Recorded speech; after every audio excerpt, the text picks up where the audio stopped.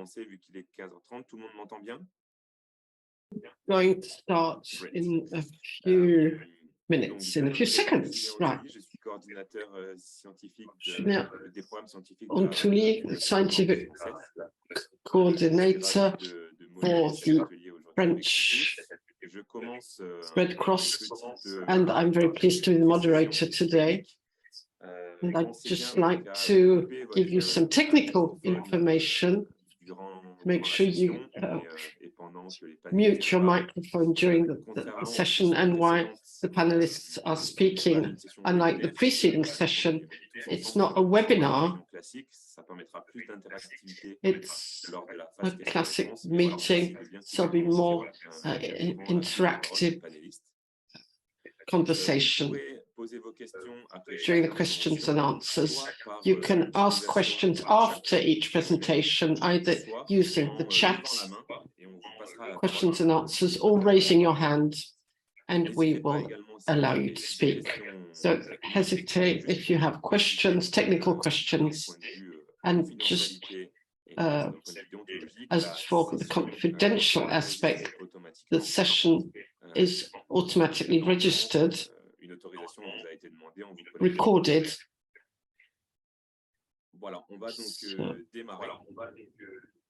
So we're going to begin.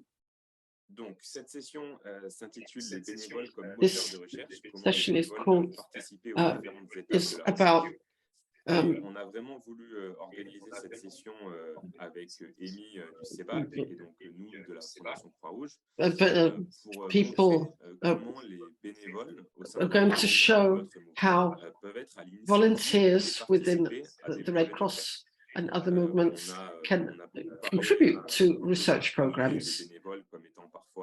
We talked about them as objects or subjects of research, and here we're going to talk about volunteers as actors for research. And there'll be a first presentation of the Red Cross Foundation of the specific program that has been developed for research initiatives developed by volunteers. And Thibault is a researcher.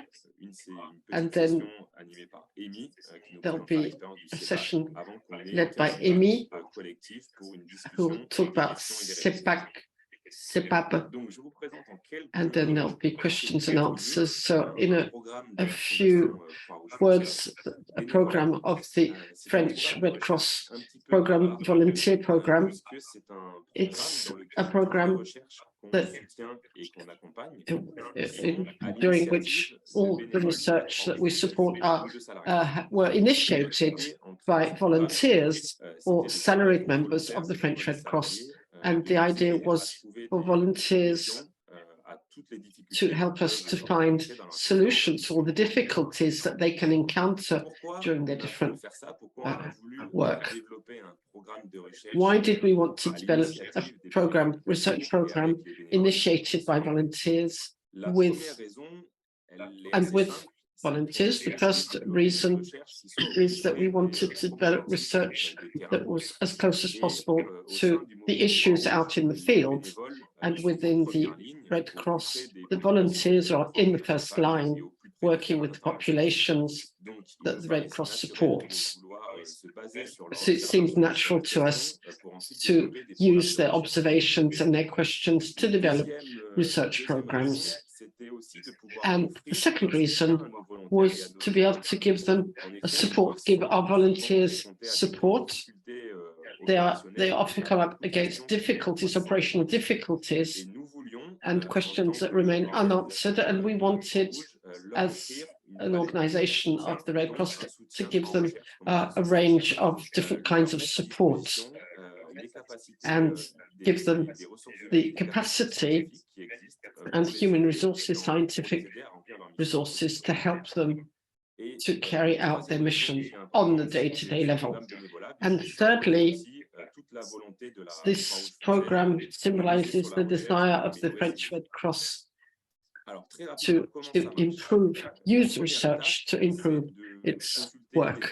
The first step was to consult the volunteers. So each year within the foundation, there's a consultation that's open to all the volunteers and salaried staff of the Red Cross in all our territories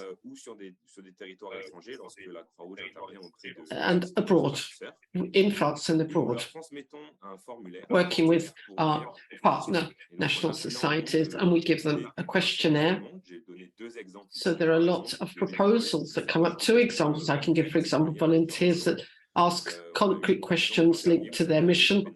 For example, last year we had volunteers asking about the possibility of volunteer work being a factor of integration for exiled persons, or persons asking themselves why people, homeless people, refuse housing solutions that they are offered.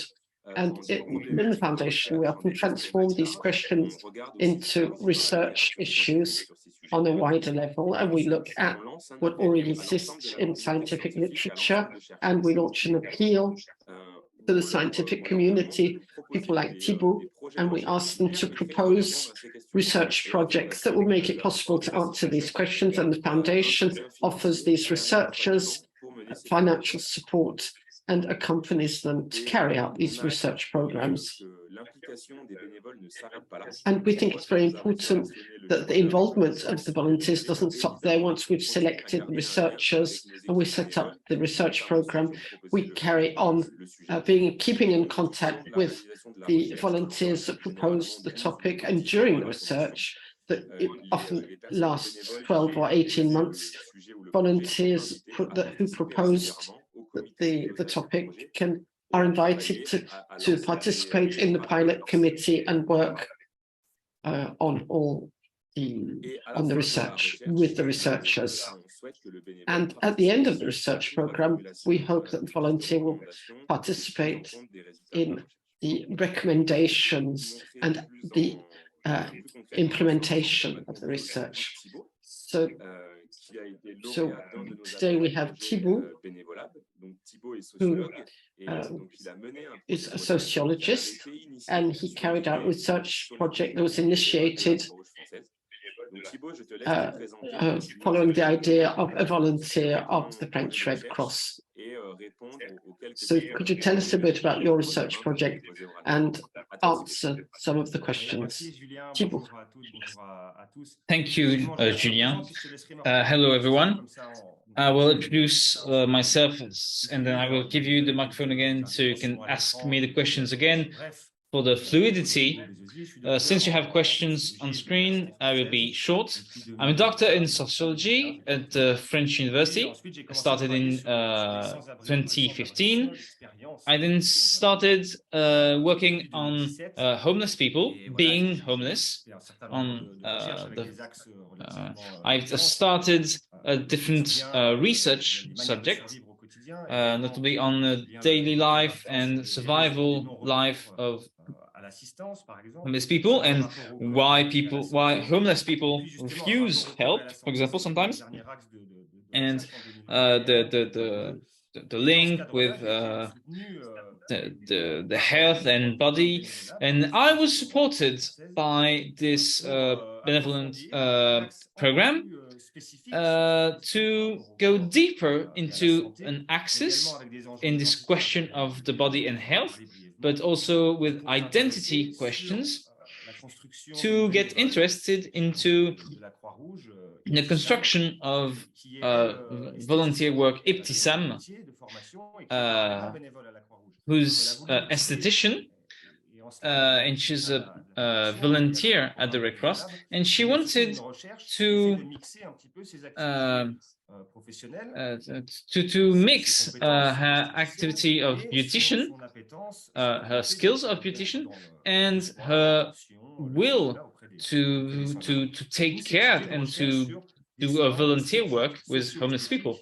So, hence the question of beauty care to homeless people, which could seem particular. One might think, well, the priorities should be sleeping and eating before being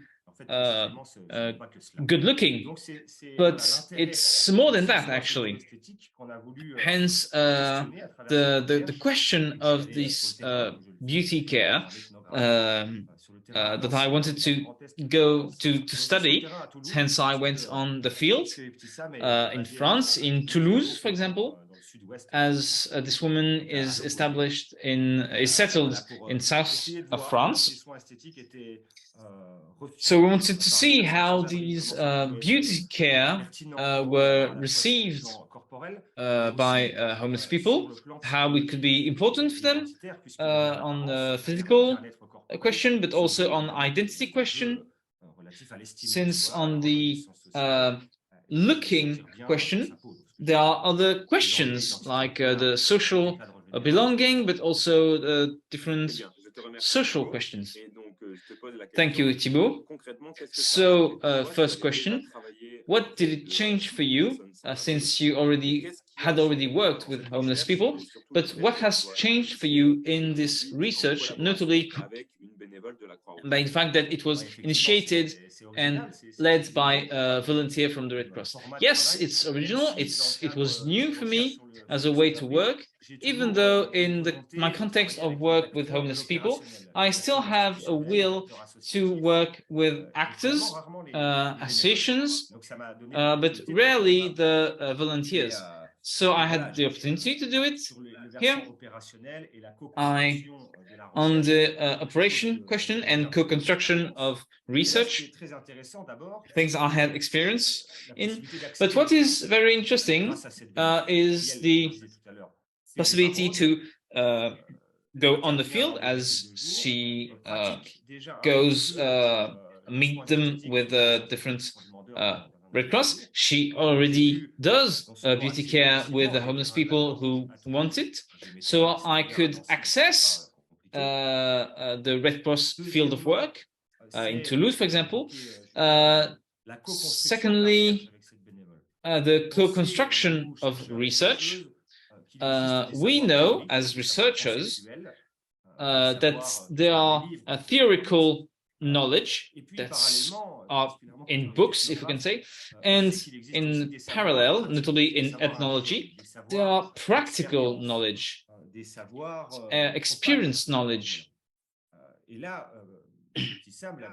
And this volunteer at the origin of this project, she could use her professional skills, her experience skills and practical skills to help me on this question and to train me, because beauty care was not something I knew about. So I could understand the aspect, the questions we could wonder of the practice on the field.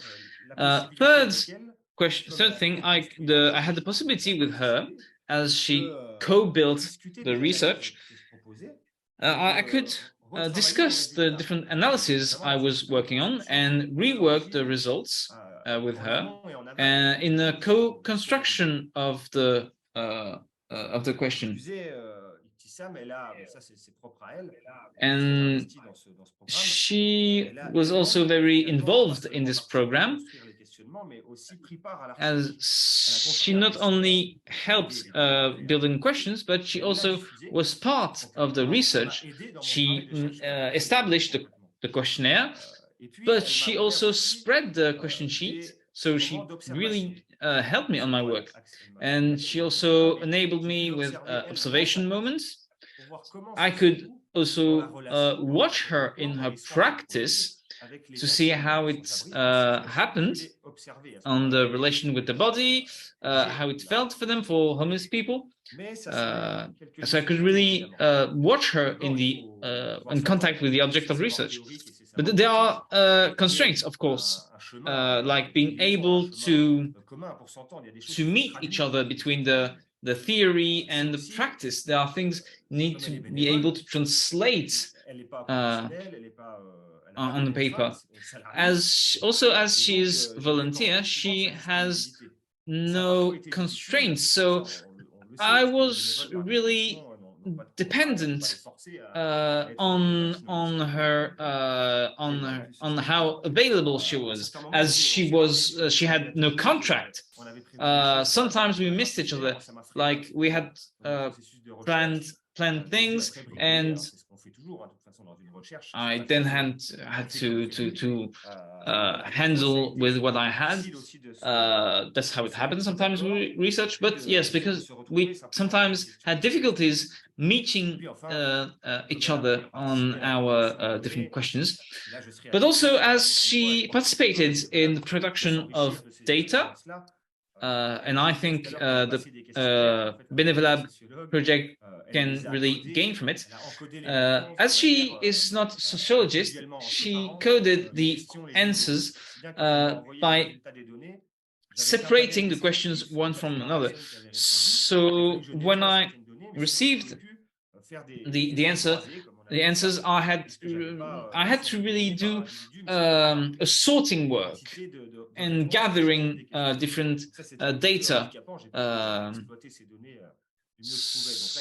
Also, I could not use the data as much as I wanted, but it happened. So I could go on, but it's basically the second question. Yes, we will all talk about the last question altogether. Thank you for this feedback of experience and notably on the advantage of working with volunteers. Amy, I'll stop sharing my screen and you will share yours. So please go ahead, Amy. You have 15 minutes, and we can make our collective discussion after your session. Go ahead, Amy. Your microphone is mute. Yes, now it should work. Hello, everyone.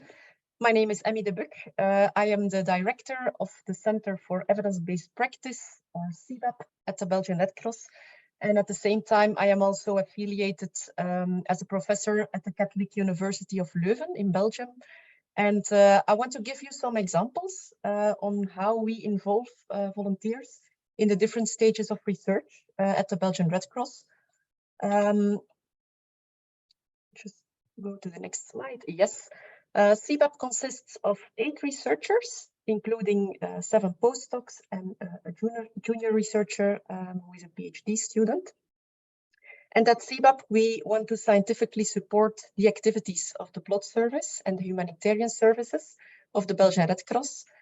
And we try to achieve that aim by conducting 2 types of research, actually.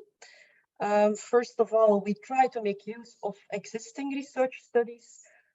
So studies that are already published by other research groups or other universities. And we call this type of research secondary research, and it results in the so-called evidence reviews, systematic reviews, or evidence-based guidelines. And then we also conduct research ourselves, and then we call it primary research, since this mainly consists of performing data collection and organizing field studies, controlled field studies in practice.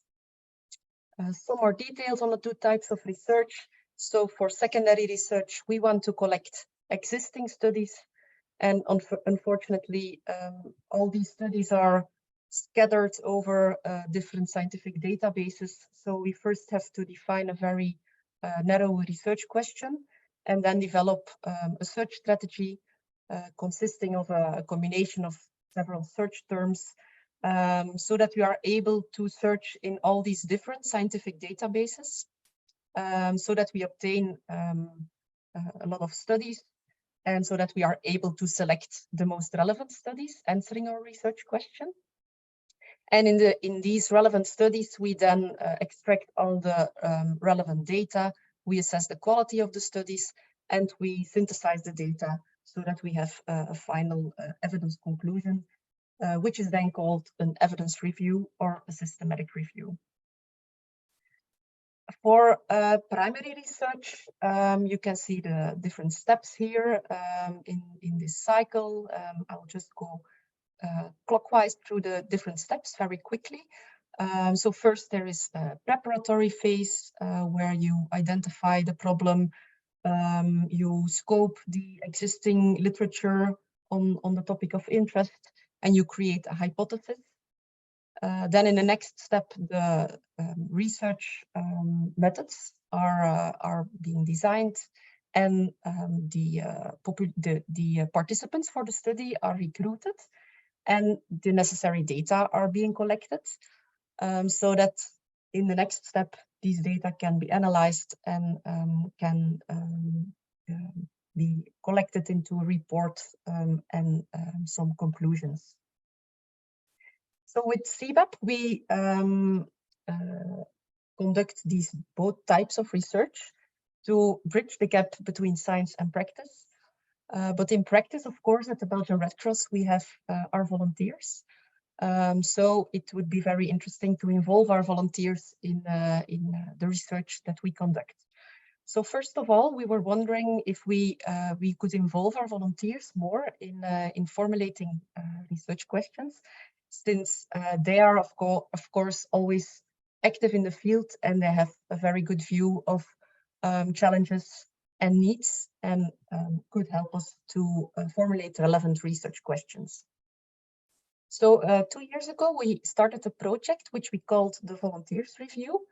And this was a secondary research project. So we actually asked our volunteers to formulate research questions that we then could answer by developing an evidence review. So by searching for existing studies. And this call for research questions was launched on our volunteers website.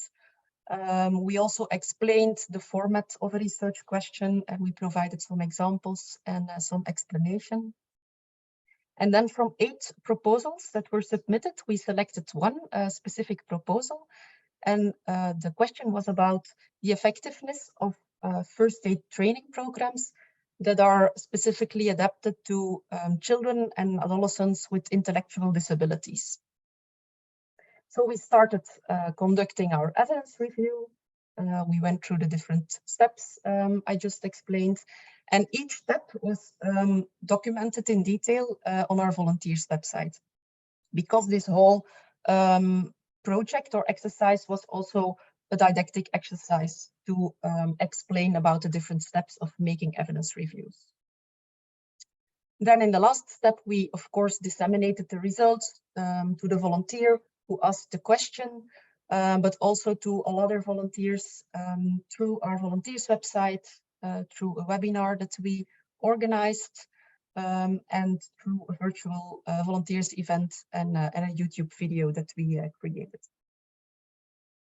For those who are curious for the results of the review, we found 9 studies of the type of before-after study, which means that in these studies, a specific tailor-made first aid training was implemented, and the first aid skills were measured before and after the training.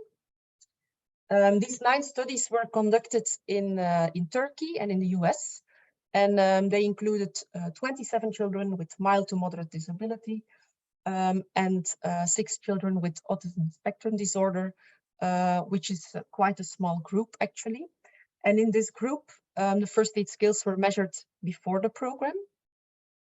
Then the first aid training was implemented, and this was a tailor-made training since digital media were used.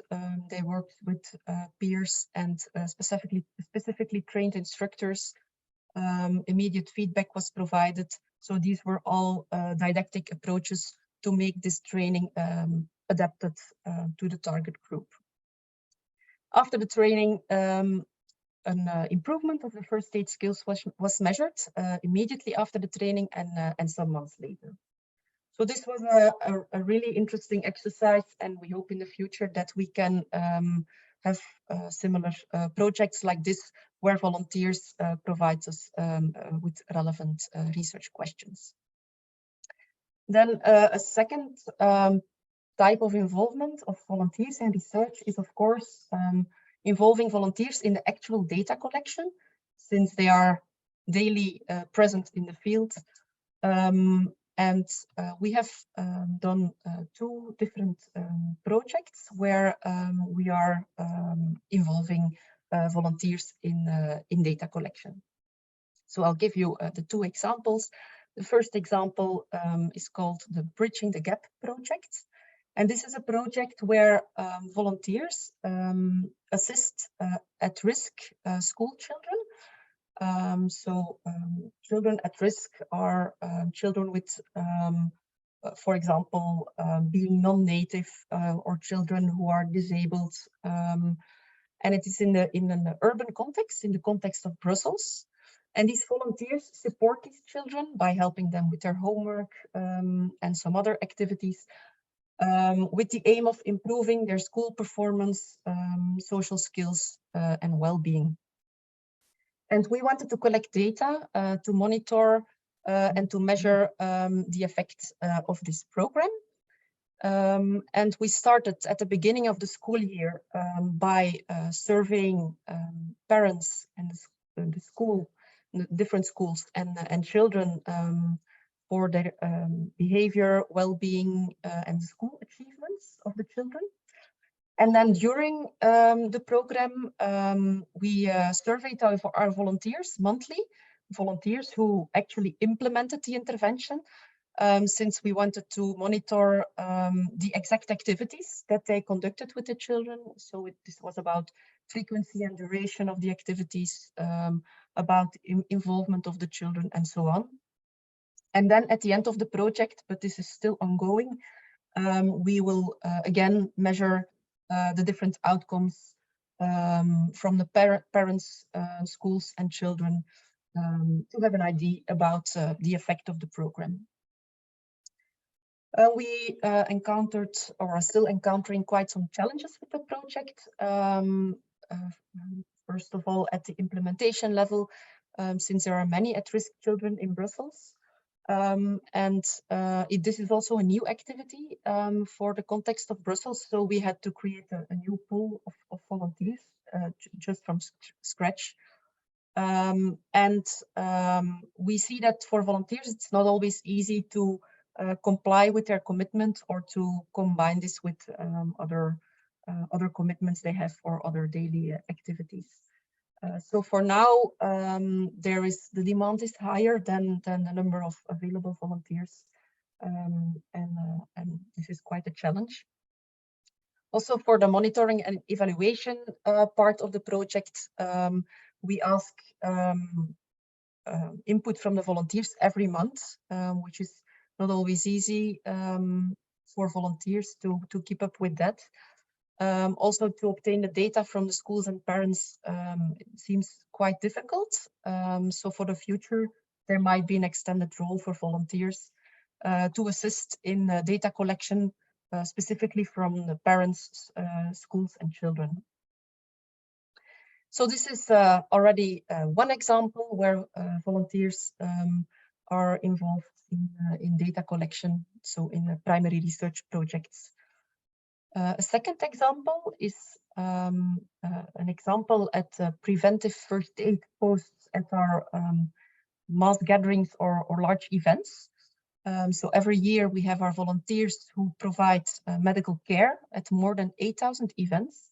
And these volunteers are always involved in data collection at these first aid posts, since they collect data from every patient that enters the first aid post in the so-called patient encounter form. And these are patient characteristics, injury characteristics, information on the duration of care, if the patient needs transport to the hospital, for example. And at CEBaP, we use these data from the large events between 2011 and 2016 to develop a prediction model to be able to predict the number of patients that would come into the first aid post or that would need transport to the hospital, for example. So in this model, we saw that, for example, the type of events, a sports event versus a music event, or indoor versus outdoor event, also the number of attendees, the number of days of the event, the temperature of the day, are all predictors that predict the number of patients that would come in the first aid post. So for the future, it would be a perfect model that organizers of future events supply for support at the Belgian Red Cross and provides us with useful event characteristics so that local volunteering divisions can use these characteristics in our model to be able to predict the number of patients that they would expect in the first aid post. And in this way, they could estimate the number of volunteers, the number of materials and resources that they would need for this specific event. Then during the event, of course, we want to keep up with data collection and ask our volunteers to still complete the patient encounter forms and collect all these data, so that in the future we can still fine-tune the model that then can be used for future events. Also some challenges there.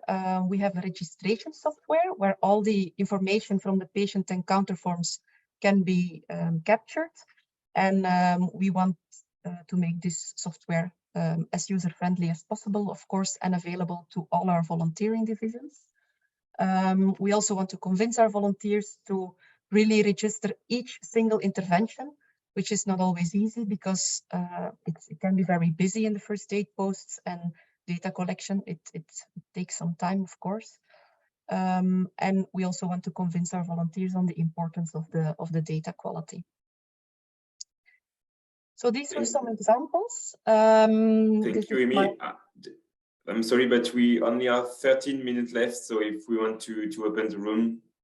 Yes, this is just my last slide. This is okay, my conclusion. Go ahead, my take-home message. Go ahead. Yeah. We are convinced that volunteers can be involved in research, that they can help in formulating relevant research questions, collecting data. Then at CEBaP we can conduct research, analyze the data, and translate these to outputs, which of course then can be implemented in practice. We think that volunteers can be involved in different stages of research, but we think training is also very important, so that volunteers can achieve the right skills that they need in order to assist us in research. Thank you. Thanks a lot, Amy. Please stop sharing your screen because I will share our collective question. Je repasse en français. Il nous reste 13 minutes. I'm back in French. We have 30 minutes left. Microphone is yours. People, we will talk notably on two great questions of sharing experience. We are here to listen to you if you want to ask a question or share experience within your national societies. You can raise your hand if you want to speak. Don't be shy. It's an interactive workshop. Peut-être pour donner envie à d'autres personnes. Thibaut, si tu veux nous... Maybe to start the move, Thibaut, if you could give your feedback on the questions we mentioned earlier. This question that we all wonder, how to improve the use of the results of research results in the program of Red Cross. If you want to imply the volunteers from the beginning to favorize the sharing of data. Thank you for your speech. First interest, of course, is that as the volunteers are already implied in the action through the Red Cross, they can use directly the results of their work to set up the project of action. What is practical here, which is interesting here, is that we can go through training schools from the Red Cross through great actions, notably thanks to the background of knowledge we could produce, notably because research led to recommendations, leads of research. It's not only about producing knowledge, but really that from this knowledge, how could we set up this sort of action? I talked about beauty care with homeless people, but it could be on any other action. What are the difficulties to expect? What are the constraints we might meet? The advantages, the benefits to get from it. There's a direct link with the action. Of course, the research, as you understand, is produced, is tailor-made. It's based on the capacity of action and the capacity of action of the volunteers. They can use it directly as the path is led directly. Thank you, Thibault. I don't see any other hand. Could be also your experience of intervention, of action. Could be also sharing collective experience. I've seen you use a lot of literature reviews and so on to extract the best of literature to answer to the question initiated by the volunteers. How do you mix this knowledge, this scientific knowledge, with the personal experience and observation of the volunteers involved in the project or in the research, between the scientific knowledge and the practical knowledge of our volunteers?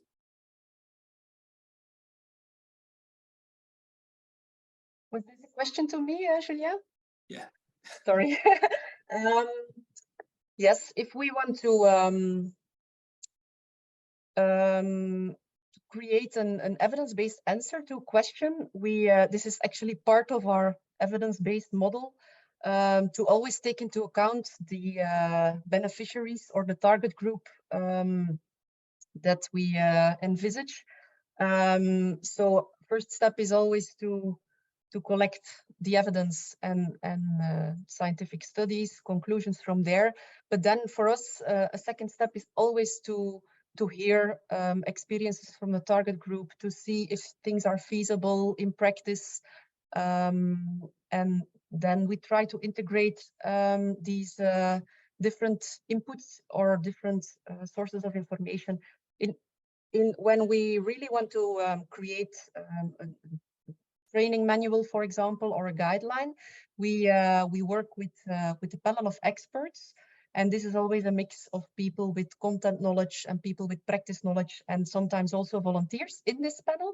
And then together with these people, we try to balance all the aspects and try to come to conclusions or to recommendations. Yeah, this is how we do it in practice. Okay, thank you, Amy. Est-ce que nous avons des personnes qui souhaitent partager? Is there someone who wants to share experience? People who were involved, more or less involved in a research program? Do not hesitate to share your experience. N'hésitez pas à nous faire part de votre expérience.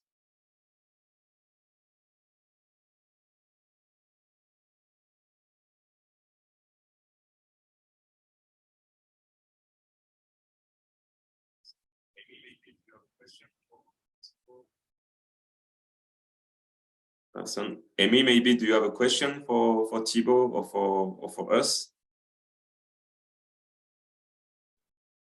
Do you have any plans for similar projects or future topics you will work on together with volunteers or beneficiaries? Yes, this program is now be running on an annual basis. So every year we will launch a global consultation to our volunteers and workers until 2025 at least. We are not trying to, because you observe that sometimes the demand is bigger than the supply, as you said, and we have a similar problems. So every year we are able to fund and accompany 2 projects based on volunteer initiative. And for the other ideas and projects, we have recently concluded a partnership with a scientific institution to give these topics and question to groups of students. And we hope that on some of the topics, some professors will be able to give them to their students for collective inquiry or for master thesis, for example, in order to enhance our supply capacity. So we are very proud of this to be able to secure at least 2 projects, but now we are trying to find alternative solutions to provide our volunteers with the specific answers.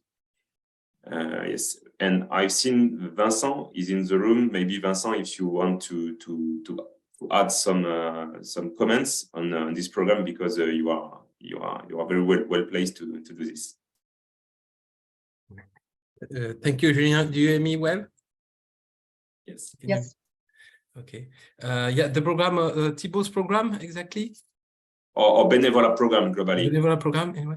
Yeah. Yeah, it's for us, apart from, of course, designing research relevantly according to our volunteers' research needs, it's a way also for us to better know what their concerns are, what are the challenges, the difficulties they encounter in the field. Of course, sometimes they tell us problems that are more operational than really that can really be solved by or through research. But it's still very interesting because it tells us a lot about the reality of volunteering, the challenges they face, and in a way, it's a way for us to be connected with the volunteers, which is very, very interesting. So, yeah, we do not receive a lot of propositions or proposals of subjects, but enough, I would say, to see what are the concerns, the real challenges that the volunteers of the French Red Cross encounter in the field. So it's a really, really interesting program. And to conclude, oh, I'm sorry. I'm sorry. Go ahead, Amy. Sorry. Do you have specific criteria to make the selection if you have more questions than you can take on? Or Yes, we have criteria, but very broad criteria, because there is a thematic restriction. But it is very broad because we work on health, migration, disasters, humanitarianism. So it's pretty broad. And there is the restriction of disciplines, as we work only in social sciences and no with medical or other art sciences. But I think our main challenge now is to disseminate this program and to make it known throughout the Red Cross and the volunteers, because we have a very big network, but it's very hard to reach everyone. So it's now our bigger challenge.